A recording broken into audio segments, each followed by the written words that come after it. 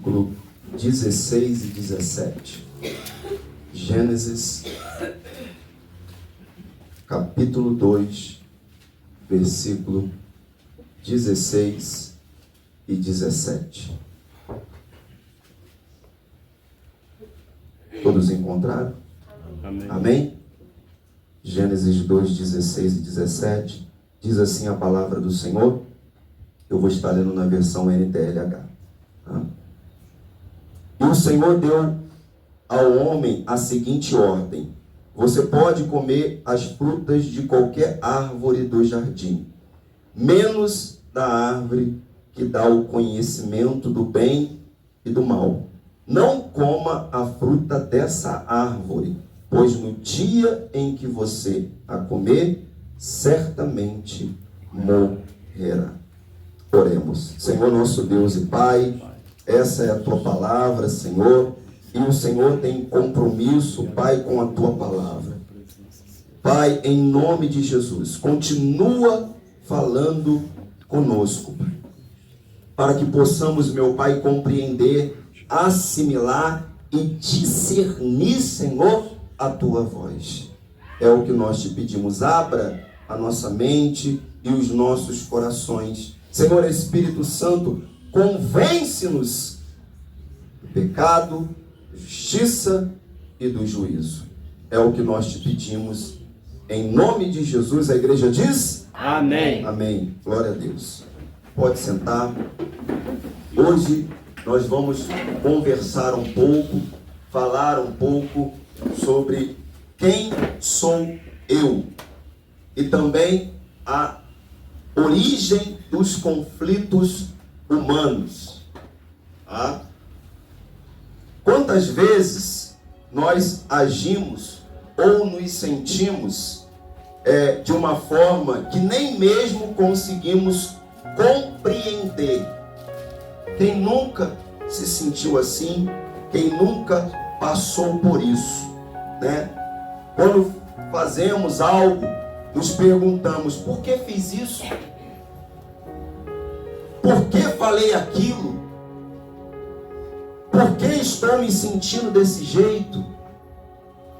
Quantas vezes pensamos que sequer nos conhecemos? Quantas vezes analisamos o nosso ser e falamos: meu Deus, mas por que eu estou desse jeito? Por que eu estou pensando isso? Por que eu tomei essa atitude?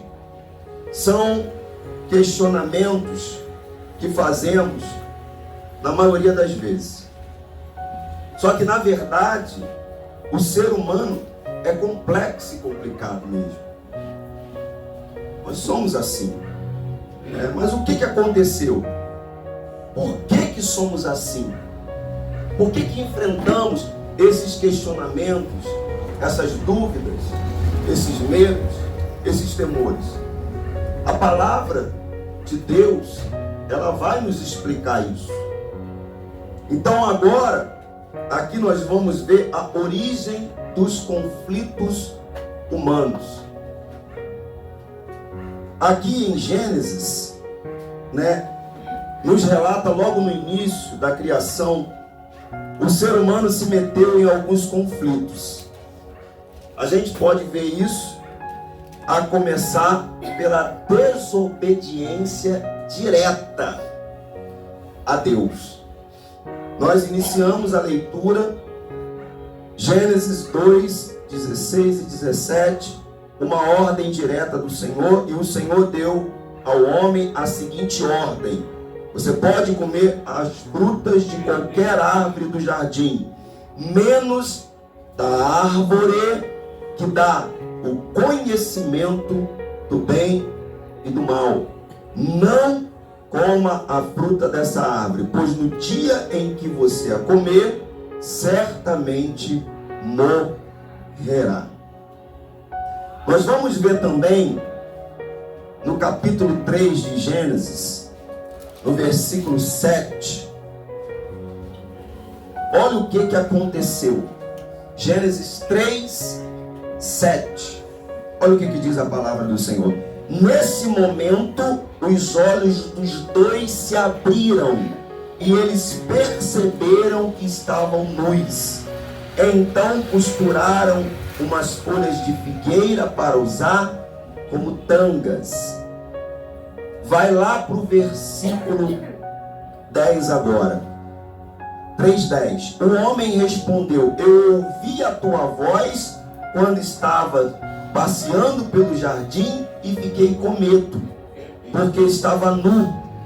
Por isso me escondi. Então aqui nós podemos observar que quando o ser humano ele pecou, quando houve a quebra da obediência, quando ele comete a desobediência, primeiro, ele cria um conflito com ele mesmo, consigo mesmo, por causa dessa desobediência. Automaticamente, ele cria esse conflito consigo mesmo. A gente entende isso no versículo 7, que nós acabamos de ler. Nesse momento, os olhos dos dois se abriram e eles perceberam que estava nus. Então costuraram umas folhas de figueira para usar como tangas. Então, abriu-se os olhos, criou-se o conflito consigo mesmo. E ficou por aí? Não, não fica por aí. No versículo 8, nós vamos observar, 3:8, olha o que diz. Naquele dia, quando soprava o vento suave da tarde, o homem e sua mulher ouviram a voz do Senhor Deus, que estava passeando pelo jardim. Então se esconderam dele no meio das árvores. Então, aqui, com quem mais o ser humano passou a ter conflito? Com quem mais? Com Deus. Com Deus. Observe bem que outrora não era assim. Outrora eles não se escondiam. Pelo contrário, havia um diálogo, havia uma comunhão, havia. Mas a partir do momento da quebra da obediência, então automaticamente ele cria esse conflito com Deus também. Então o primeiro conflito é com quem, igreja? Consigo mesmo. Vocês estão aqui? Ó, atenção, vocês estão aqui? Presta atenção aqui no pastor. Tá vendo como é que é importante? Traga sua mente para cá. Traga sua mente para cá. A palavra é por isso que tem muitas pessoas que estão dentro da igreja e não conseguem crescer, não conseguem desenvolver. Porque o pastor está pregando, eu estou pensando lá, não, meu hamburgão, quando sair daqui, eu vou ter janta para fazer, tem a louça que eu deixei, esquece tudo isso. Deixa o hamburgão para depois. Agora chegou o momento de nós analisarmos, meditarmos na palavra de Deus. Então você tem que acompanhar, você tem que seguir. Você tem que pensar. A Bíblia diz, carta de Paulo aos Romanos, que o culto é racional. O culto é inteligente. O culto você tem que pensar, você tem que raciocinar. Esse é o culto a Deus. Você tem que sair daqui pensando, o que aquele pastor falou, como é que está a minha vida, o que eu tenho feito até agora. Eu digo que conheço a Deus, mas as coisas não vão para frente. Por quê? Eu estou quebrando o princípio. O que está acontecendo comigo? Eu falo que eu creio em Deus, mas a minha vida não muda. Continua, dou um passo para frente, 10 para trás. Porque se eu conheço a Deus, se eu tenho comunhão com Deus, se eu tenho vida com Deus, a minha vida não pode continuar da mesma forma que está. E quando eu falo isso, eu não estou falando de dinheiro, não estou falando de prosperidade, eu não estou falando disso, eu estou falando de transformação de vida. Eu estou falando de mudança de caráter. Eu estou falando de brilho na cara. É aquele homem que não era homem, que era um menino, que era um moleque, e passa a ter a responsabilidade de homem, de alfa, de macho. Então ele cuida da família, ele entende que ele é o sacerdote, ele entende que ele é o provedor, ele entende que ele é o protetor, ele entende que ele vai guiar a família dele, e pesa sobre os ombros dele essa responsabilidade, tanto financeira quanto espiritual. É assim que funciona. Isso é ter comunhão com Deus. Então o primeiro conflito foi consigo mesmo. O segundo conflito foi com Deus. Primeiro, consigo mesmo, que nós lemos. Segundo, com Deus. Com Deus. Gênesis 3, 8 em diante. Naquele dia, quando soprava o vento suave da tarde, o homem e sua mulher ouviram a voz do Senhor, que estava passeando pelo jardim. Então, se esconderam dele no meio das árvores. Mas o Senhor Deus chamou o homem e perguntou: onde é que você está? Onde é que você está? O versículo 10, o homem respondeu: eu ouvi a tua voz quando estava passeando pelo jardim e fiquei com medo, porque estava nu, por isso me escondi. Aí Deus perguntou: e quem foi que lhe disse que você estava nu? Olha só, quem foi que te falou que você estava nu? O versículo 11. Quem foi que te disse isso? Por acaso você comeu a fruta da árvore que eu proibi de comer? Olha aí. Então aqui, igreja, eles se esconderam de Deus. A Bíblia, ela nos revela, ela nos diz que Deus vinha ao jardim conversar com aquele casal. Havia uma comunhão. Havia essa comunhão. Havia essa aliança. Primeiro conflito, consigo mesmo. Segundo conflito, com Deus. Não acaba por aí. No versículo 12, Gênesis 3, 12, olha o que diz a palavra do Senhor. O homem disse: a mulher que me deste para ser minha companheira me deu a fruta e eu comi. Terceiro conflito. Olha o terceiro conflito aí, ó. Olha a luta. Entende agora? Olha o terceiro conflito. Aí, pastor, com o próximo, com as pessoas. Observa bem, ele pega logo a culpa e está aqui em quem? A mulher. Mas ele foi obrigado a isso? Ela abriu, escancarou a boca dele e enfiou a fruta por goela abaixo? Não. Ele não aceitou? Ele não acatou? Mas é mais fácil nós pegarmos todos os nossos erros, as nossas falhas, os nossos defeitos, não assumirmos e tacarmos nas costas de alguém.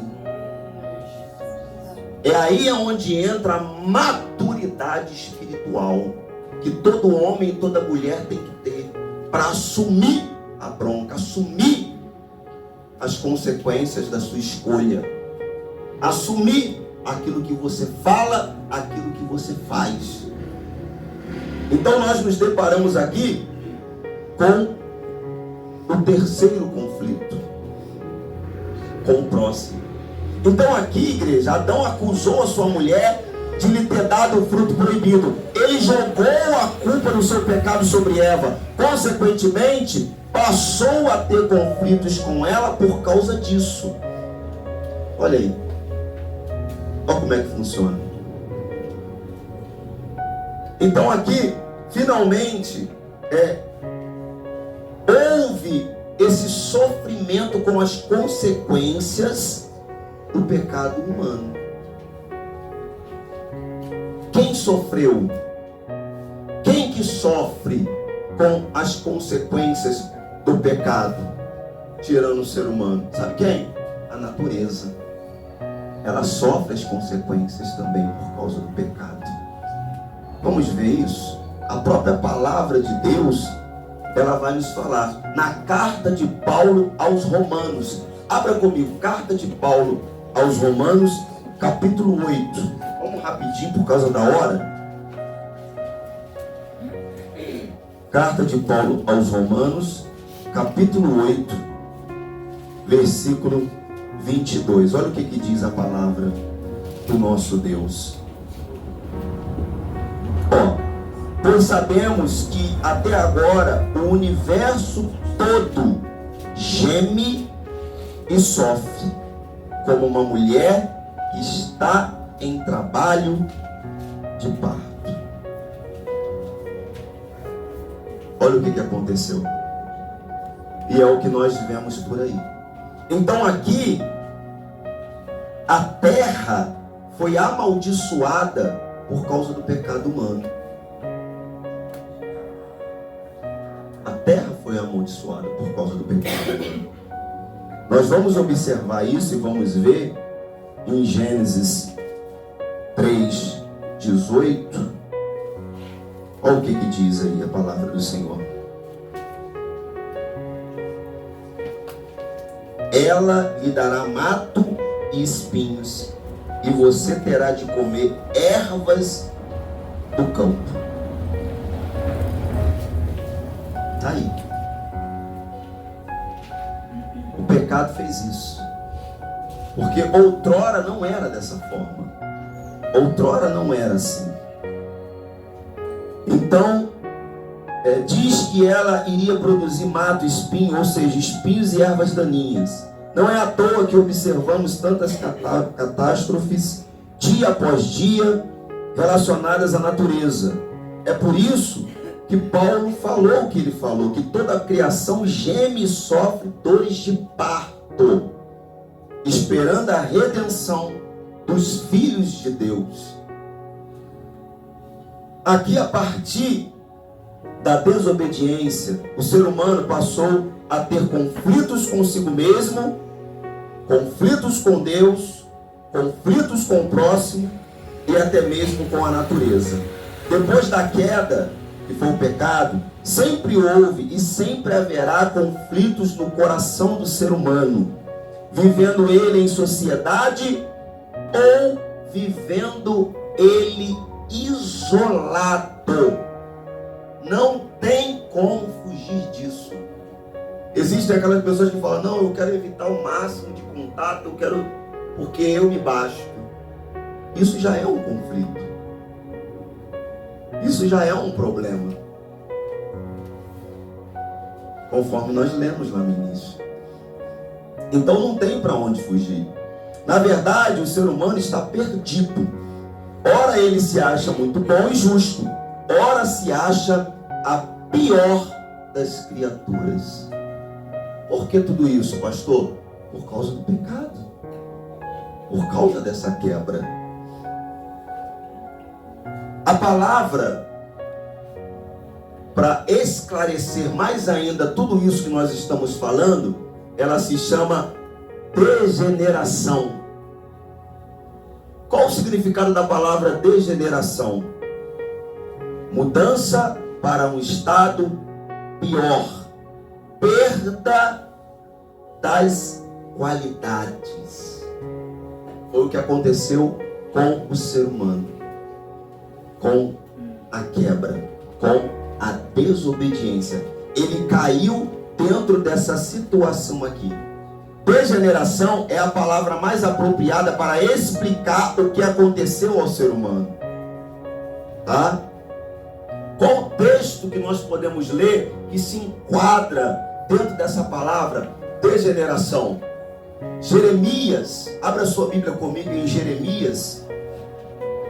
Jeremias capítulo 17. Vamos ler a palavra do Senhor.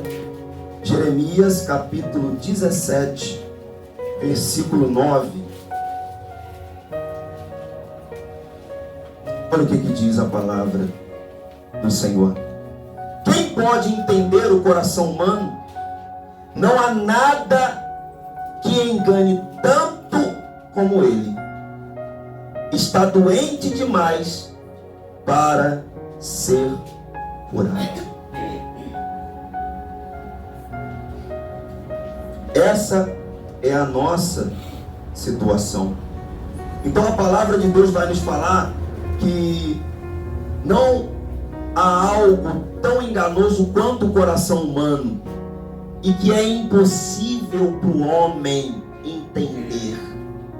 Por isso que ele tem dificuldade de se entender, que dirá entender outra pessoa.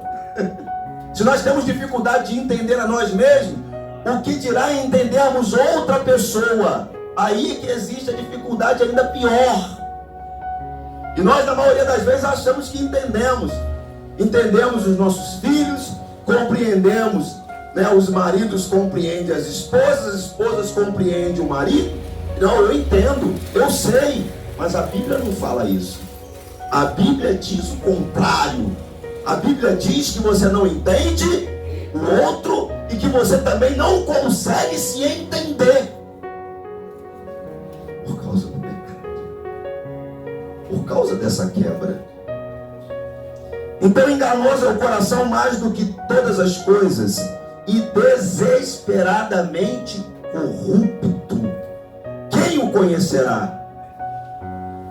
Então aqui, essa versão que eu li foi a Almeida Revista Atualizada, que fala dessa maneira.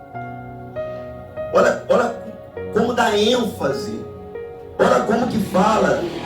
O coração, ele é enganoso, desesperadamente corrupto. Quem o conhecerá? Portanto, não deveríamos nos admirar quando ouvimos notícias escandalosas entre pessoas conhecidas, as quais jamais desconfiaríamos que pudessem cometer tamanho pecado. Nos falta conhecer Bíblia, nos falta entender a palavra de Deus, nos falta estudar a palavra de Deus, porque se nós nos dedicássemos a compreender as Escrituras e a estudar a palavra, nós não ficaríamos surpresos com os acontecimentos. Por quê? Porque isso é próprio do ser humano fazer isso.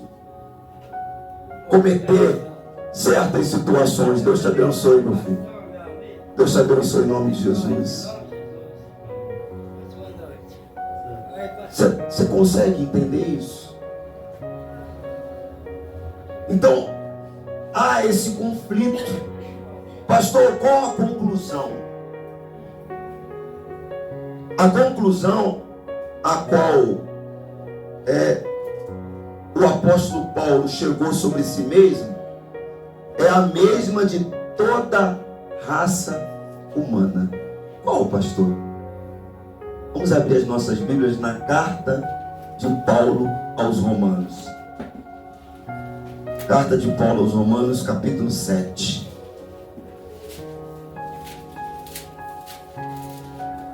É bom porque aqui nós lemos a palavra, falamos da palavra, explicamos a palavra. Capítulo 7, versículo 15. Olha o que diz.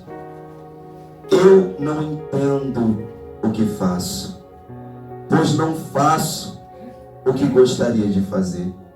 Pelo contrário, faço justamente aquilo que odeio. Se faço o que não quero, versículo 16, isso prova que reconheço que a lei diz o que é certo. E isso mostra que de fato já não sou eu quem faz isso, mas o pecado que vive em mim é que faz. Pois eu sei que aquilo que é bom não vive em mim, isto é, na minha natureza humana. Porque mesmo tendo dentro de mim a vontade de fazer o bem, eu não consigo fazê-lo. Isso aqui Paulo, ele está dando o esclarecimento de quem é ele sem Deus. É o esclarecimento de quem é você sem Deus. Você pensa em fazer algo bom, mas você não consegue fazer algo bom. Por quê? Porque essa é a sua natureza, por causa do pecado, por causa da quebra de comunhão, da quebra de aliança que foi feito lá no jardim. Mas e o plano original, pastor? Qual é o plano original de tudo isso? O plano original é o que diz lá em Gênesis 1:26. Esse é o plano original, que fala: nós fomos criados parecidos com Ele. A tradução Almeida Revista Atualizada diz que fomos criados à imagem e semelhança de Deus, ou seja, nossa natureza é parecida com a natureza de Deus. Temos a inteligência, emoções e vontade própria, assim como Deus. Então lá na origem, lá na nossa originalidade, antes do pecado entrar, antes da quebra de aliança, antes de nós desobedecermos, a nossa realidade era essa aqui. Nós éramos assim. Essa era a nossa realidade dentro do plano original. Então, o plano original de Deus para o ser humano era de vida e paz. O plano original era de vida e paz. Vida e paz. Vida e paz. Gênesis 1, versículo 31. 1:31. Olha o que diz a palavra do Senhor. E Deus viu que tudo o que havia feito era muito bom. A noite passou e veio a manhã. Esse foi o 6º dia. Então aqui, o plano original de Deus para o ser humano era de vida e paz. Gênesis 1:31, conforme nós lemos agora, diz que Deus viu tudo o que havia feito e eis que era muito bom. O homem e a mulher foram criados e colocados em um lindo jardim. Esse foi o plano original. Em um lindo jardim, tudo que Deus criara estava à disposição do ser humano. Além disso, não havia entre eles a natureza e Deus qualquer tipo de conflito. Não tinha entre homem e mulher e Deus e a natureza qualquer tipo de conflito. Não havia isso. Não era assim. Olha que coisa linda. Deus os abençoou com fecundidade e domínio sobre todas as coisas criadas. Mas o que aconteceu com o ser humano? Eclesiastes capítulo 7, versículo 29, que vai falar. Olha o que diz Eclesiastes 7, 29.